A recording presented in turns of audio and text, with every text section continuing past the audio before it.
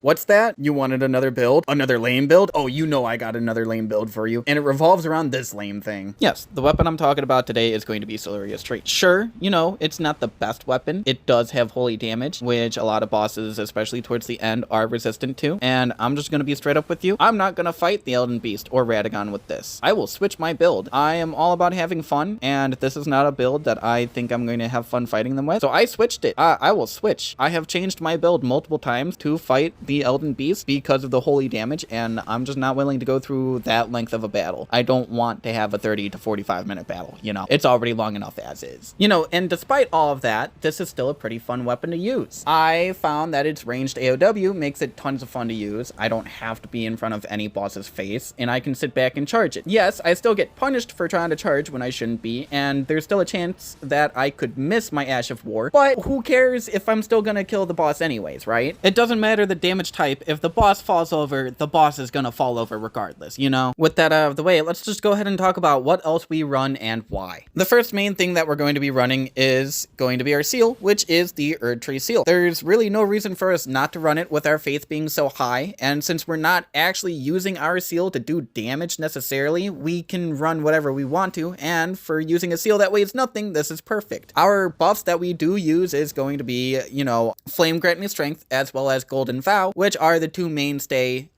buffs in this build. They're easy, basic, and they'll get you as strong as you need to be without putting in a whole lot of effort. Our armor set isn't anything special to begin with. You know, it's going to be the Crucible Knight set, either or, whether it be axe or tree. You know, I have both pieces. You can get the tree set from behind Siluria out in Deeproot Depths, or you can also get the axe set from Crucible Knight Ordovis, who you can find here in the Pizza Hut Hero Grave, but I'd be careful not to make the same mistakes I did, because I have fallen off this spot many times. And I'm sure you might be thinking, you know, why not, like last time, add in the White Mask or the Lord of Blood's Exaltation? I'll tell you why we're not adding those. Because not every build needs you to stab yourself in the stomach with seppuku just so you can get a 30% more damage increase. What you really need to do is you need to see a therapist and talk to someone about why you want to stab yourself all the time. It isn't healthy, so please, stop it.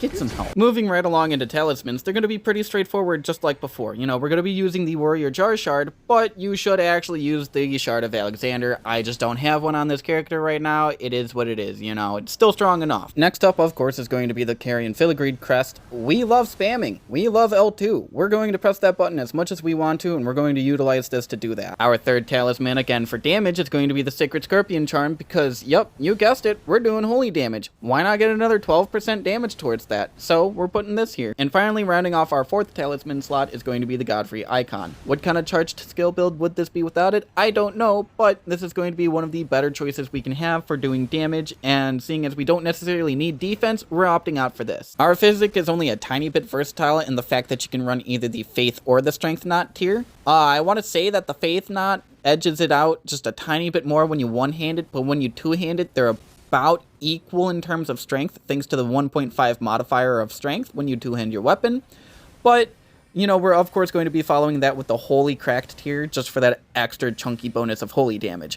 Other than that, I mean, you could run a bubble tier, but you don't necessarily need the defense like I've said before. And finally, we have our stats to go over, which, once again, just like I've explained before, these are going to be geared towards 150. I'm not ever probably going to build a 200 build, because that takes too much time, and I don't think it's worth it for me. That said, you know, right away, we're going to be going with our Vigor. This is going to be at 53. It's the jankiest looking stat here. It's at 53. It's a little bit weird, I understand. You're going to have about 1772 health. You know, you could try to bump it up to 55. You know, you could take points out of faith to bump it up higher. We don't technically need 45 faith. Just for damage, I put 45 into faith. You know, you could go to 40, be fine, use the Erdtree seal, and then put those other 5 points into health and be closer to that 60 mark. Following that is going to be our mind and endurance, both at 20 and 25 respectively. And the whole reason why we have 25 endurance is just so we can have a medium roll, and our mind is just so we can have a little bit extra more spammable ability with our Ash of War. Moving on right away again, we'll have our strength and our dex at 55 and 13 respectively as well. Our dex, don't need to level it. Who needs to level up dex? Not us, because we are a strength faith build. I can tell you that for free. Our strength is going up to 55. It's not anything super crazy, but it's going to be helping our damage out a whole fuckload. So we're going for 55. You could go for less. You could go for more. It's either or at that point, right? And finally, our last stat that we're going to be putting points into is, yes, just faith. We don't need to put points anywhere else. We don't need intelligence. We don't need arcane. We could put some points into mind. We could put points into endurance. We could put points into health. I put points into 45. I like to see 45 as a number. I like just seeing 5 at the end of my numbers from my stats. It just looks pretty to me, but you could change it however you want to fit a play that you need it to.